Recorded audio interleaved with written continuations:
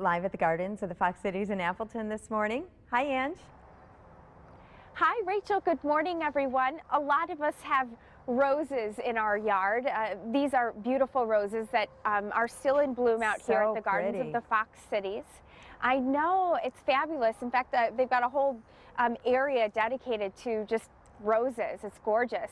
But pretty soon they're going to have to get out the work gloves because they have to make sure that these plants stay protected during the cold fall and winter months. So Brandon Lightsky is a garden specialist, and he's going to bring us through what they do here and what we can be doing at home.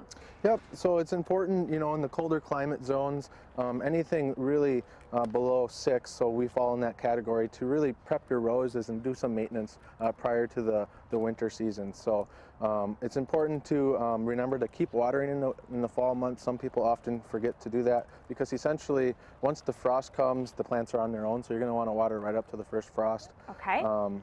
We also want to stop deadheading, right? Right. You're going to want to stop deadheading about this time of year. What that's going to do is that's going to promote some of the seed pods to develop, and that's going to signal to the plant to start going into its dormant phase. Okay. So as you can see here, the petals have dropped and it's starting to develop the seed pods, and eventually they'll turn a little bit redder, so you might see that, and it's going to start signaling to the plant to go dormant. So we also want to make sure it's cleaned up around the base of the plant, get rid of dead leaves. Do you want to tell us about that? That's right. So you can kind of see here, we're going to start taking out some of these leaves with our gloves because they do have thorns in here. You're going to want to do this primarily to get rid of any fungal or insect type plants or type of insects that might affect the plant for the following spring. So they might have been on the plant this year, and you don't want them to overwinter at the base of the plant, causing for the first shoots for the spring to become infected as well. What about cutting back?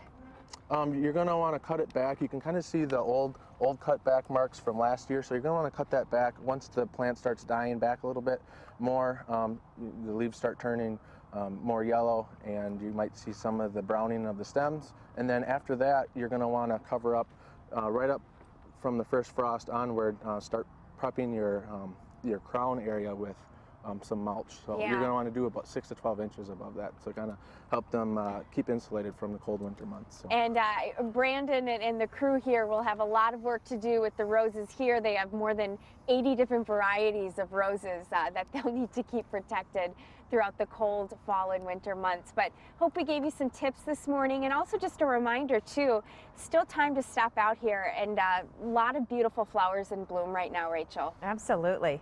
Hopefully a good weekend for that.